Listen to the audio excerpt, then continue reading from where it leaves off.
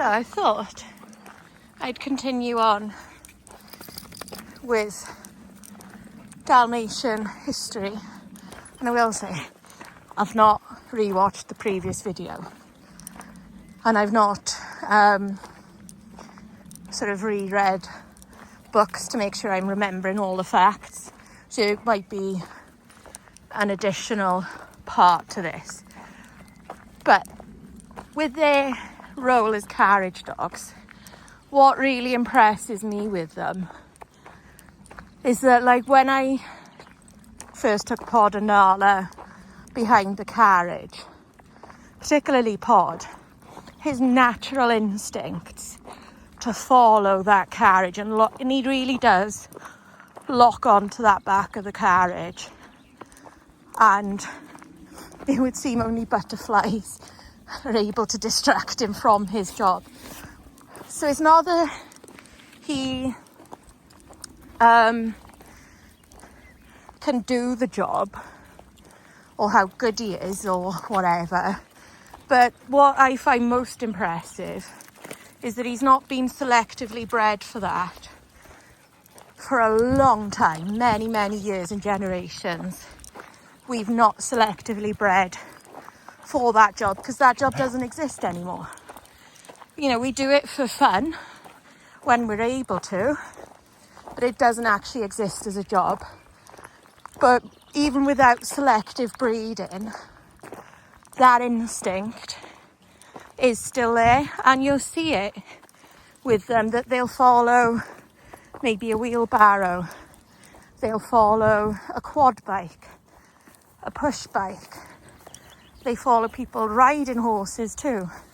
And that doesn't blow my mind, but it does a little bit, I suppose, because find it, guys, you know, nobody has thought, right, this girl is excellent at following the carriage, and so is this boy, but one needs more of this, one needs less of that, but I'll keep the instincts. Like, nobody's bred them like with that in mind, but they've still got there. And then I really saw the difference when Jude and Aria had a go. Now, bear in mind, Aria is little sister to Pod, Nala's daughter, and then Jude is Nala and Pod's aunt, Nala's half sister. She doesn't have such a strong drive to follow.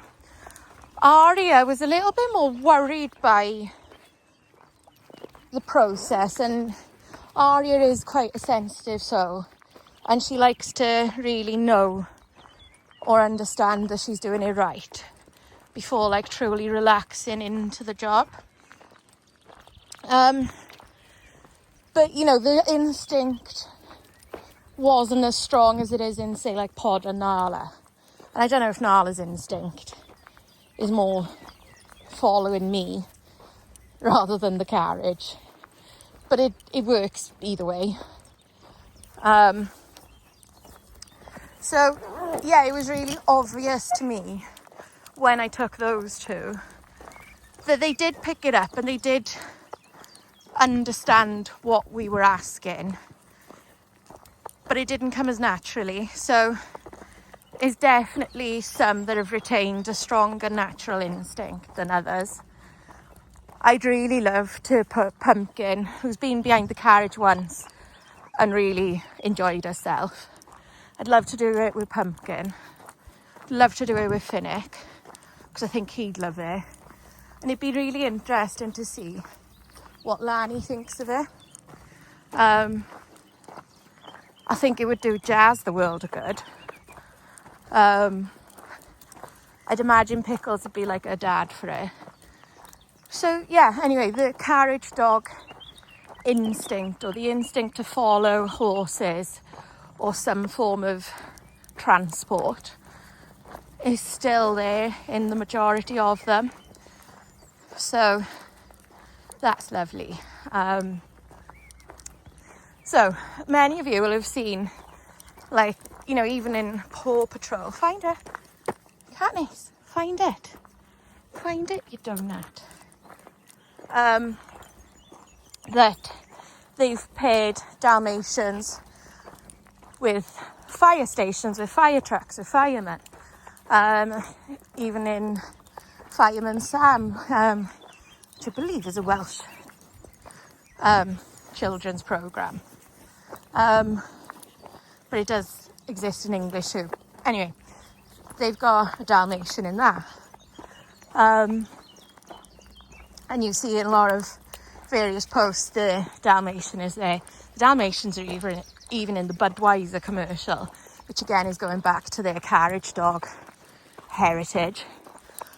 But what they used to do was when a fire truck was coming down like the street or down the way in America, they'd have the Dalmatian to run in front of the fire truck and clear the crowd. So that's where that little affinity with fire trucks came from. And, you know, years ago, before the actual fire truck existed, it would be a horse and carriage that was being used to transport whatever equipment they needed, and water probably. So, yeah, I thought that was quite a little interesting segment.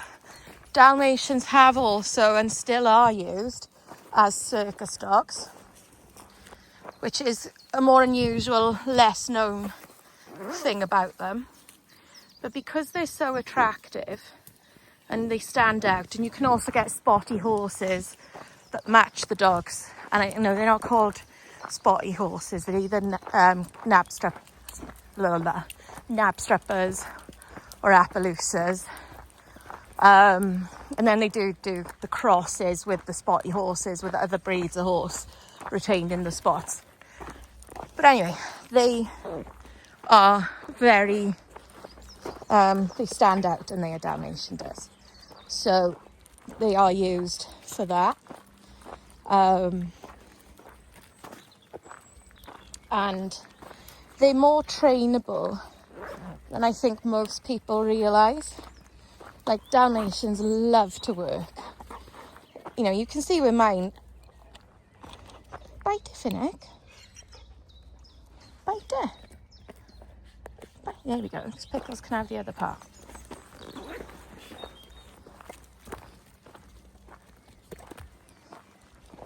Come on, banana. And like you've seen with mine, that they have done adverts. They've been on TV, photo shoots, music videos. And I've not dedicated as much time as I could or should, or in my head I'd like to, because I also love this part of owning a Dalmatian, of coming wide. But they have been used in a variety of roles, is where I am going with this. I know of Dalmatians that have been used as therapy dogs. I know them that have been used as, I believe it was a dog for a blind person. It might have been a hearing dog or a seeing eye dog, one or the other, but they've been used as guide dogs. So yeah, I know of Dalmatians that have been used as gun dogs, still are.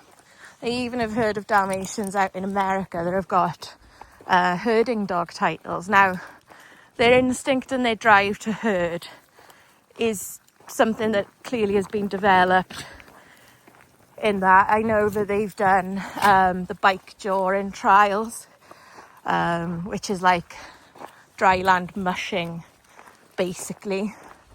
They are such an adaptable breed. They will do what you want them to do, because their desire is to be with humans. Come on, I'll come post your picture. And as long as they're with their humans and their food drive is awesome, they will do anything you want them to do.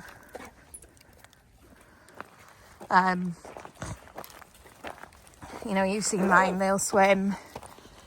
If I was a runner, they would run with me. If I was a cyclist, they'd come do that with me. When I was still riding, Nala and Dudley, we'd spend hours up the forestry I walk up, that I film. And I was riding Beast, and my friends would usually be on my horse called Finnick. So, yeah, they are the best breed if you want a dog that you want to do something with.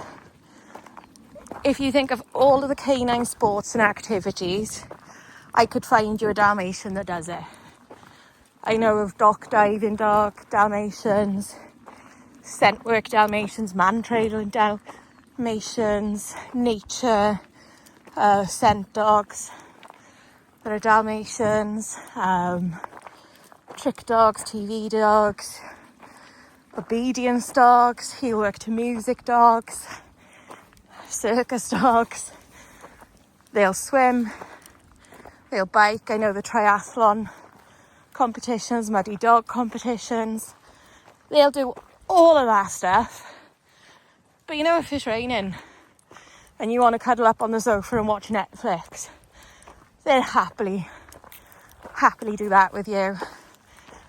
When I was riding instructor, Nala and Duds would come with me and they'd just sit in the car while I taught, because they could see me most of the time where I parked, but they were just happy to be with me and just be my companions.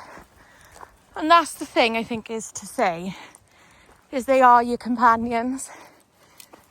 And don't get me wrong, all of my dogs can be left in the house and are left in the house without, you know, me being there. Like, for example, now I've got 6 dogs with me. Well, the rest are at home. So they do get left and they can be left. But 100% they are happiest with their people. And if you want to hike, they'll come and do that with you. So it's like coming back to the modern day, I guess, now. But yeah, I know agility Dalmatians. A couple that I've bred do agility, actually. Obviously showing. And you've seen how much they love showing. I wish, like, I could film myself walking into the dog show. I might well do that one day. And just see if somebody complains or stops me. But I'd try and sort of angle the phone, say like this. And with them on lead, it would show it, wouldn't it? But just to show you how buzzing they are to go into the dog show. It is their best day. They do love it.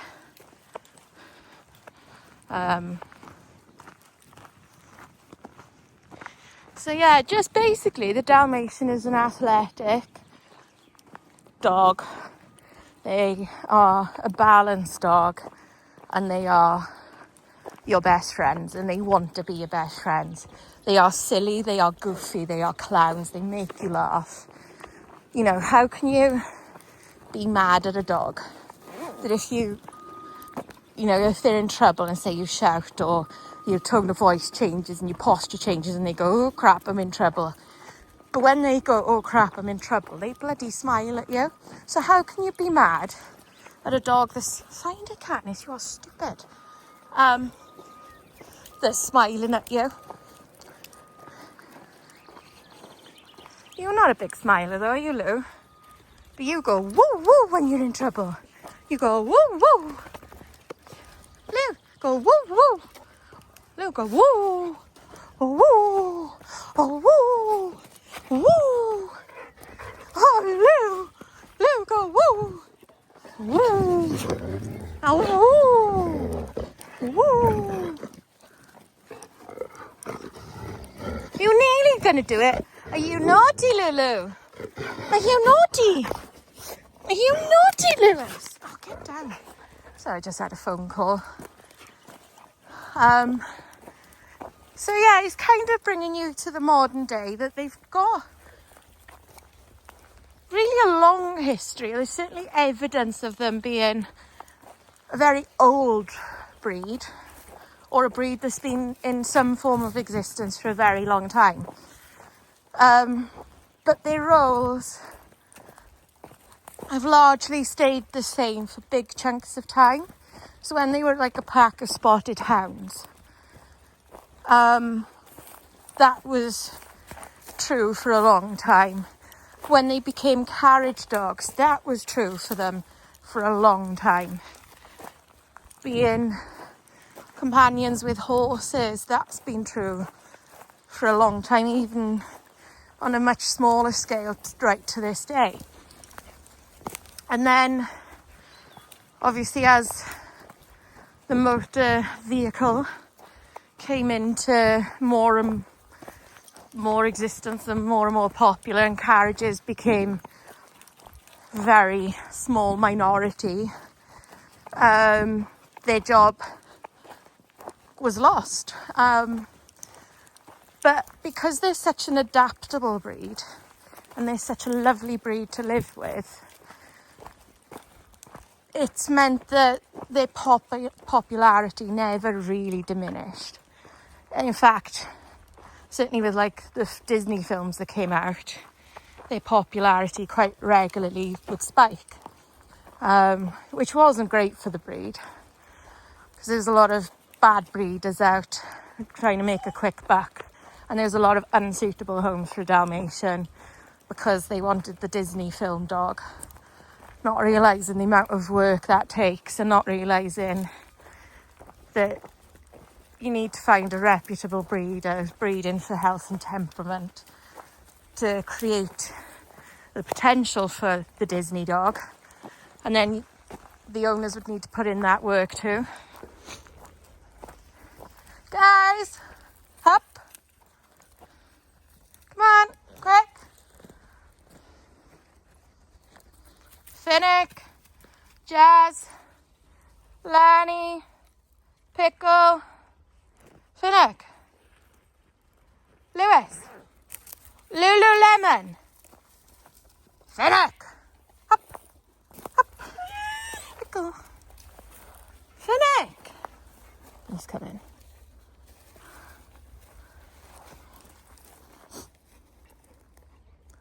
Right, can you all sit? Finnick, Jazz, sit, sit. Good. Pickle, sit.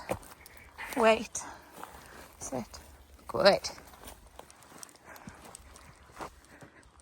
That was a dip there. Well done. Ready. Lou. Lanny. Yes. We're going walkies. Who's coming for a drive later? Jazz. Yes. That's beautiful. But again, demonstrating they drive to work.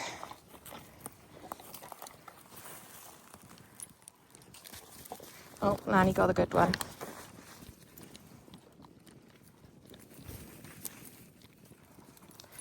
But yeah, if you want a companion and you want a dog that you are prepared to put time into for training, for socialising, I mean, you should put that time into all dogs, in my opinion, to training and socialising.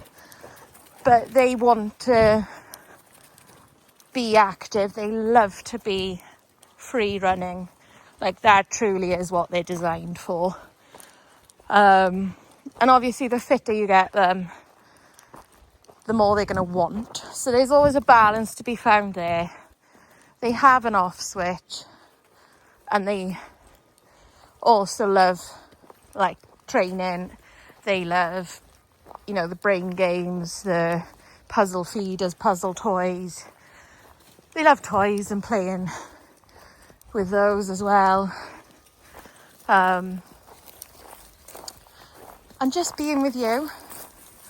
Like, sometimes just driving in the car and running errands is enough. If they've had a good walk the day before, they may want a quick run, and they'll happily like be in the car with you, and then that's enough for them for that day. And I know that would probably be fairly controversial to say, because there'd be a lot of people that would think they need miles and miles and hours of exercise each day. And they'll do that if you want them to do that. But then they'll start to expect that, and they'll start to need that to be happy and content. So it's just finding that balance. But yeah, basically, because they've been such an adaptable breed and a lovely companion, they've always survived. Whereas if you think of breeds like the bloodhound, well done Pickles, you are minging again. They have one job. They're not good in the house. On the otter hound, their job doesn't exist anymore.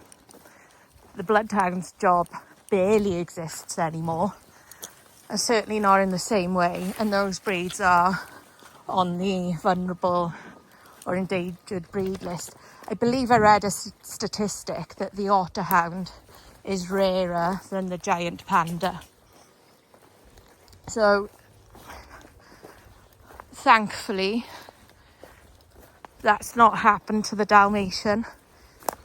Oh, Pickles is lying down in a puddle. Of course she bloody is. I'm gonna have to hose her down every day when she does this. So anyway, I'm going to leave this here, and it's kind of been a small history lesson. Certainly brought you up to modern day Dalmatians, and that way I've talked about how my own dogs have fitted into these little rows. And you know it's warm because Lanny's got dirty feet. Lanny never has dirty feet. He doesn't like getting dirty or muddy or wet if he can help it. So, see you all soon. Bye.